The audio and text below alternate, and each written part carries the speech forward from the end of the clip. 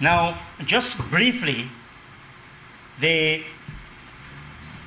1986 Act, unlike the 1939 Act, with the 1939 Act, it was the Governor in Council as the representative of the Queen or the Crown. And then it was the Governor General, David Rose. Then when the Act, the 1986 Act, which was under the Hoyt administration,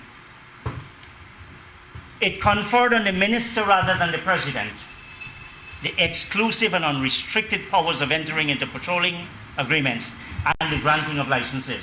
In other words, he does not even have to report to the National Assembly. This got to be crazy. The Act requires the minister to appoint a chief inspector and inspectors who have extensive duties under the Act.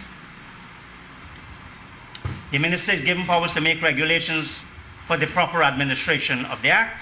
He may give directions to licensees. He obviously can withdraw licenses. And he can obtain information at any time, summon persons before him to answer questions. But it's still, for all of that, it's a 1986 Act. A lot has happened since then. North Sea, North Sea was before, but including Norway, the UK. A lot has happened in terms of petroleum legislation. We said the minister can make regulations. Regulations were made. In regulations, if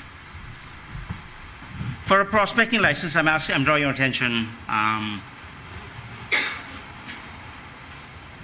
a statement giving if you want to get, in making an application for a prospecting license, you have to give particulars of the applicant's proposals with respect to the employment and training of citizens of Guyana.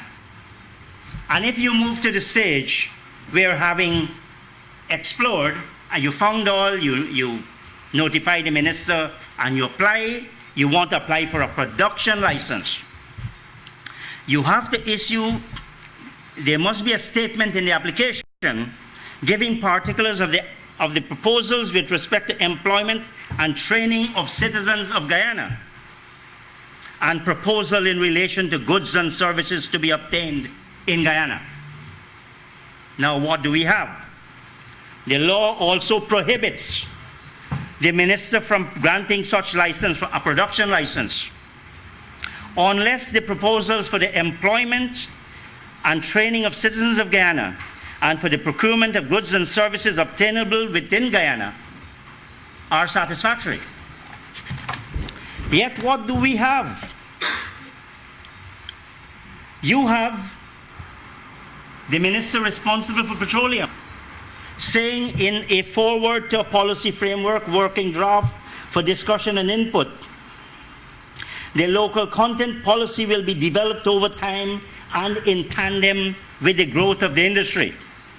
At present, regulations will not be promulgated, but may become necessary as the industry unfolds and expands, and impetus is needed to steer the process or to solidify gains. Did this man read the legislation? And look. Now, we are holding consultations. The fact that a production license has been issued without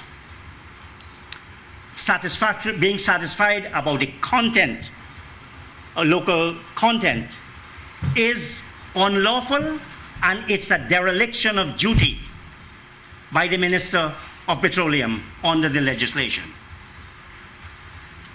And has the temerity to say, we ain't gonna be providing anything. Now, if you go to the internet, the World Bank, which has excellent material, you got everything you want for a local content policy. You don't need to go fool people like this. That's why no wonder people are not going.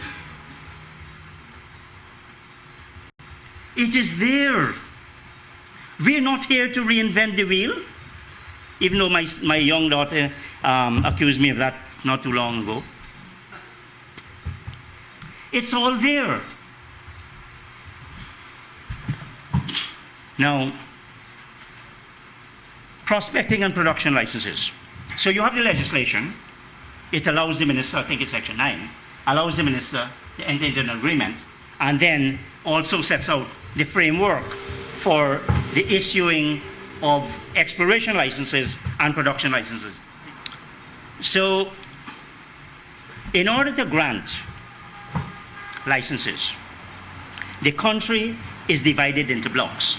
I think that's section 4 of the 1986 legislation, is divided into blocks. The legislation specifies that the maximum number of blocks for an exploration license is 60 unless the minister is satisfied with special circumstances, etc. The Act provides for 2 renewals of a prospecting license, but half of the blocks granted have to be given up on each renewal. So if you start with 60 and you want your first renewal, and you have about roughly 4 years and 6 months, because they give you, the license is really for 4 years, but they give you 6 months to organize yourself. Then you have a first renewal for 3 years and a second renewal for 3 years. I think we have a slide on that. So the map is set out in blocks, coordinates, latitude and longitude.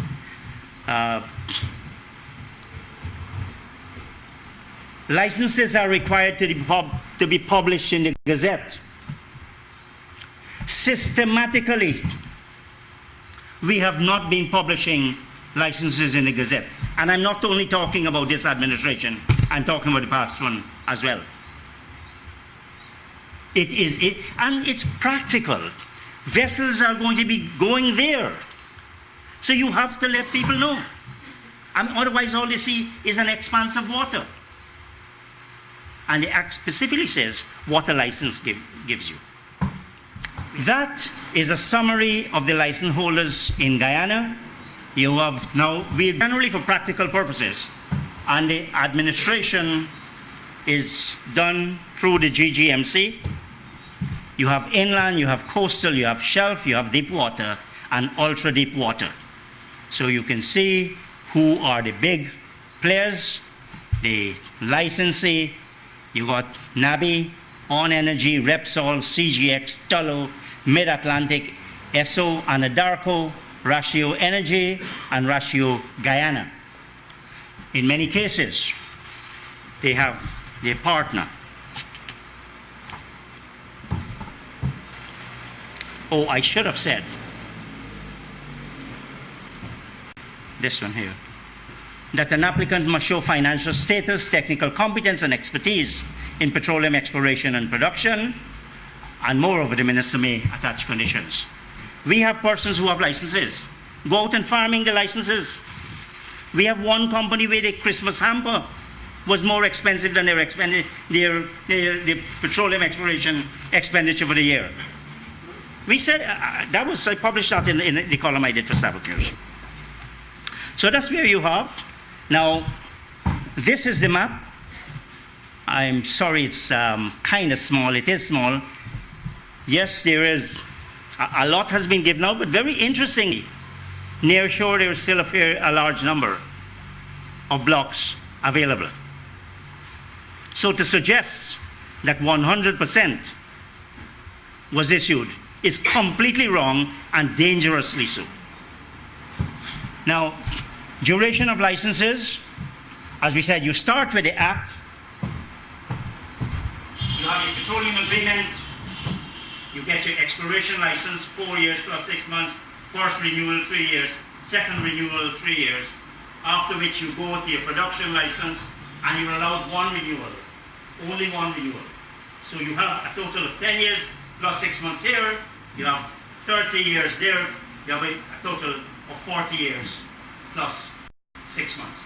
That's the length of a license.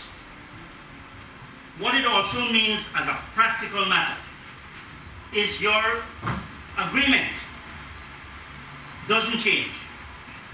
The agreement is fixed. And in fact, they say an agreement lasts as long as you have a license.